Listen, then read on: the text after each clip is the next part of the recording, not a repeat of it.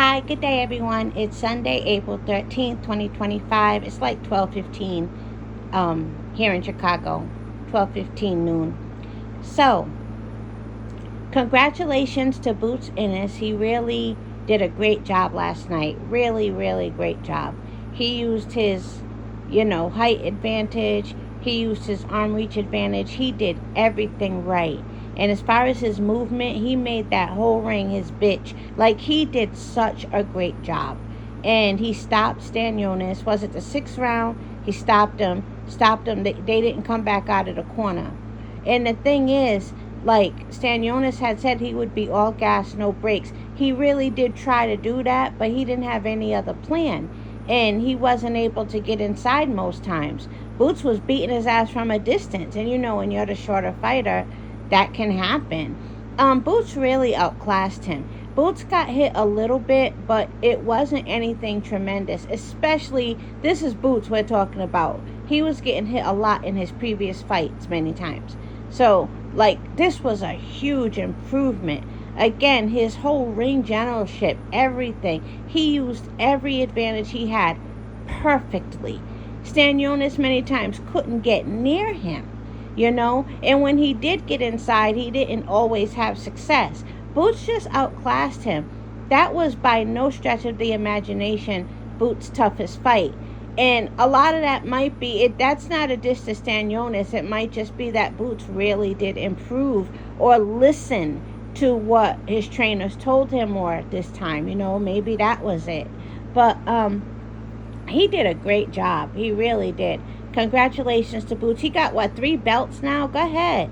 And then people want him to fight Ford or Barrios or Ortiz. Hey, I'm here for any of them. If I had to pick, I think Ford would be the toughest fight for him. But I'm still screaming Rashidi Ellis. I think Rashidi Ellis would be a tough fight for Boots. I do. I gotta see it. Prove me wrong. I think Rashidi Ellis. But I know now he's on the track to be undisputed, so I'm not going to be screaming out Rashidi Ellis, because I know he wants to be undisputed. But, yeah, congratulations, Boots. I'm very happy for you. And your father was right, too. Screaming, stoppage, stoppage, stoppage. You got it, And Bozy likes stoppages. He does. Remember that time when Boots was on Tank's undercard, and when Tank was going back to his locker room after his stoppage, Bozy was talking to him real quick, and he was like, he didn't get the knockout. The dude kept running. He didn't get the knockout. It's like he felt like he had to explain to Tank that Boots didn't get a knockout. So Bozy likes knockouts. But hey, I ain't mad at him. It's his son. He knows boxing like the back of his hand. Give the man his respect. Boots got the knockout. Congratulations, Boots. I'm very happy for you. And then, let me see. Oh, let me tell you what's going on TikTok in case you don't know. China is on TikTok cutting up. Okay, a whole bunch of factories and places that manufacture high quality leather items and whatnot, and those expensive outfits that are sold by Gucci and Fendi and all of that. They're pretty much out in all of them, especially the Chanel's and those big name companies, and they're making all these TikTok commercials talking about you guys are paying thousands and thousands of dollars. You can come to China and get it for so much cheaper. It's made here anyway. And they're making a point to show you how nice those facilities look too. They're showing you how nice those factories look. And they're like, you can come here and do it. This is all in retaliation for the whole tariff thing with the United States and China. So with all of those factories and whatnot doing it at the same time, Chinese government is behind it, And I mean, that's really how you're supposed to respond if it's an economic war, so to speak. That's how you respond. What they're doing isn't anything new. So they're even offering to Americans for, I think, was it 280 hours? I don't know why they broke it into hours, but for 280 hours, which is more than 10 days, Americans are supposed to be able to travel to China, no need for a visa, and they can get high quality leather items at a really big discount. So that's what they're trying to do. And if you think ain't nobody going to take advantage, you better think again, because a lot of these companies here, That's their direct contact, those factories in China. I remember I was telling a friend of mine, because she wanted to like have her own shop and stuff. I was the one who told her they used to have these big events in China. It used to be twice a year. It's probably more often now, because that was a good like 7, 8 years ago. They used to have these big events in China, mainly twice a year, where you go out to China and you go to these events and you connect with people who will be your direct contact for high quality leather items, high quality outfits, like all that kind of stuff that gets sold to like Fendi, Louis Vuitton, Gucci, and you would have a direct contact. I mean, if you're opening up a business, that is smart as hell. And I had told my friend about it, and she actually made the trip to China.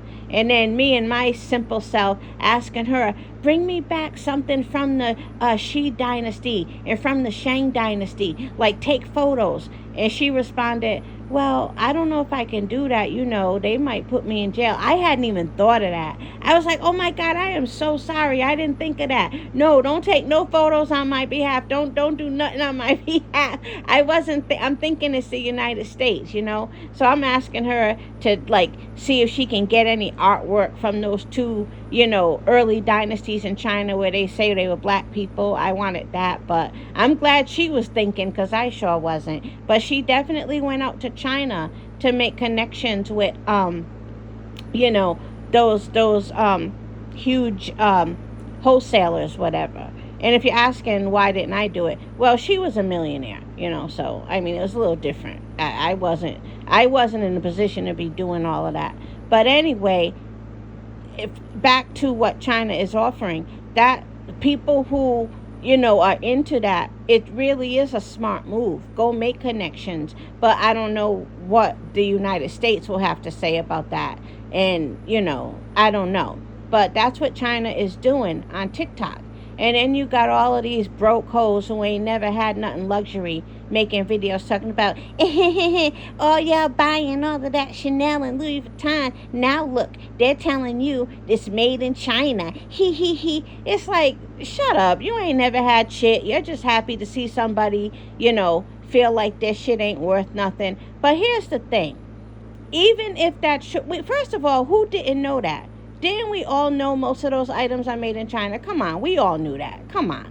And here's the thing. Even if, you know, the China is making the same exact items, they just can't call it authentic Chanel or authentic Louis Vuitton. Here's where the difference still lies. If you own a real Chanel bag and it's a popular, highly coveted bag, if you took care of it, you can still take it to a consignment shop like the Real or Fashion File, or even on eBay, and get, you know, eBay offers authentication now. If you want to sell it, it has to get authenticated before the buyer gets it. Like, even if you want to do that, if your shit is authentic, you're still going to get thousands of dollars. There are people selling their bags that they've had for years and they took great care of it. It still looks new. They're selling it for $5,000 and $6,000 because the new Chanel bags are $8,000 and $9,000. So there's obviously still a difference, but people are so happy to see that people who own luxury items take an L, that they're making videos. Oh yeah, with the Chanel, and like, bitch, shut up. You ain't never had nothing, and you're just happy to see somebody else, you know, feel like they ain't got nothing. But then on the other end of the spectrum, it's those annoying bitches who are always mad because somebody got something knockoff.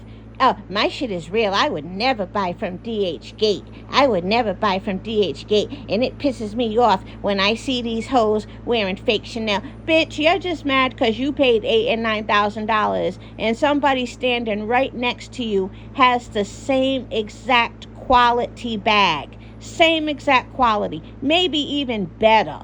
As a matter of fact, probably better, because Chanel has been lacking in quality. You're mad because they're standing right next to you and nobody knows the fucking difference. But the difference is you paid $9,000 and they paid $300 and took that other $8,700 and put it into a Roth IRA or put it on a down payment on the house or something. Like, don't be mad. You know, that's how this country works. If it's not illegal for you to own it, then they can own it. It's not your fucking business. Those people get on my nerve too. Like, shut the fuck up. Nobody had you. Don't try to shame people out of buying a quality bag and it happens to say Chanel and it's not. It's not your fucking business. If you want to go buy high-end luxury, you go buy it, but don't dictate to other people what they can and cannot buy. That pisses me off. I don't like that. So I guess I'm somewhere right in the middle. Because I can't stand those hating ass bitches who ain't never had nothing. Hey, y'all got robbed. And then I don't like the ones on the other end of the spectrum either. So I'm in the middle. But here's the thing with luxury. And you guys know this. I'm not like teaching. But here's the thing with luxury. China might be able to hurt a market. They might be able to hurt a reputation. But one thing they can't hurt is the mentality of people. And as long as there are people who feel like nothing unless they own something that they know you cannot afford, you meaning like everybody else, as long as they feel like they have things that you don't have access to, as long as they feel like they own things that you just can't go out and buy, and they can say, I have this, you can't afford it. As long as there are going to be people like that, and there are always going to be people like that, then luxury is always going to exist. People will buy something simply because somebody else can't afford it. I know it sounds crazy, but that's how people think, you know. So luxury ain't going nowhere. That's my opinion, at least, anyway. You know, and so that's what's going on TikTok. The Chinese people fighting back on the whole tariff thing with the U.S. and they're actually doing it the right way. Remember when I read about it, I think the Beers, you know, that family that's all into the diamonds, and the USA tried to compete, and the Beers were like, don't do it, and then when the U.S. tried to compete, they flooded the market with, you know, less expensive diamonds. I mean, that works. That's how you fight back, you know. If I start, look, I'm about to sound like 78 referencing food. If I start selling mangoes at $1 a mango, even if they're nice fat mangoes, and somebody next to me sells mangoes and they have a lot more mangoes than I have, they could say to me, don't try it, sweetheart. And I'm selling my mangoes for $1. They're going to flood their mangoes and sell them for 25 cents, you know, and that they put me out of business, you know. So it works. Like what China's doing, I think they will hurt Chanel, and they will hurt Louis Vuitton, and they will hurt Celine and those other companies, you know. I don't know how long it'll last, but, you know, that's what's going on TikTok. Now, lastly, let me talk real quick. VYBZ KARTEL, he really lit Brooklyn up this weekend. Oh my God, my friends were telling me about it. So he performed Friday night. He had to add a second night, performed Saturday night. He really lit Brooklyn up. And people, a small percentage of people were complaining, oh, he didn't do this song, he didn't do that song. Like, hello, do you know how many songs VYBZ KARTEL has? It's impossible for him to do every song. What's wrong with you? He can't do every song. But I understand, you know, he was in jail. People missed him, even though he was putting music out even when he was in jail. But people, you know, want to hear this song. I get it. But he did do Brooklyn Anthem, and Brooklynites love themselves some Brooklyn Anthem. Hell, I love Brooklyn Anthem. He did his Brooklyn Anthem. The crowd went crazy, you know, and so he really lit up Brooklyn. He really did. I think I'm going to guess that Saturday night's performance was even better because he got to work out all the kinks from Friday night. Because Friday, you know, Barclays, from what I hear, I've never been to Barclays, but from what I hear, they will put you off the stage right in front of your fans, like time to go. And I think they kind of did that to VYBZ KARTEL on Friday, and VYBZ KARTEL was a little irritated because he waited till the very end to do Brooklyn Anthem, which a lot of people felt like he should have done it in the beginning or in the middle.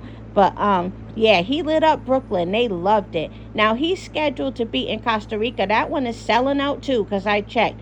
Might be sold out already in Costa Rica. He's going to Sunrise, Florida.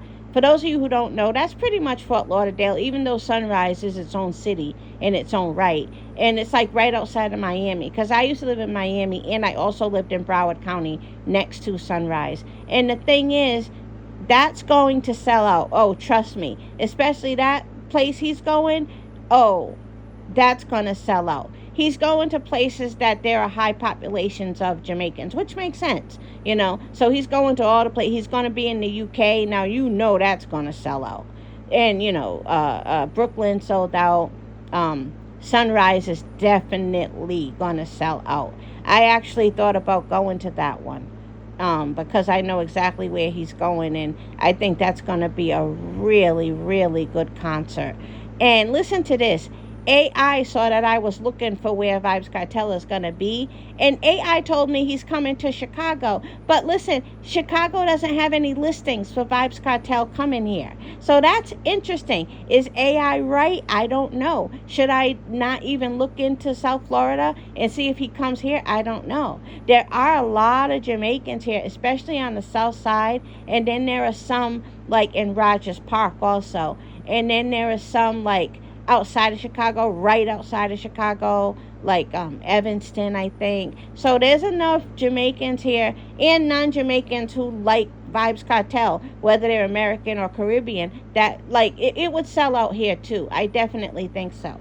The only thing I would be apprehensive about in Chicago, Vibes Cartel got a lot of gangster tunes. A lot. I mean, he was one, you know. He got a lot of gangster tunes.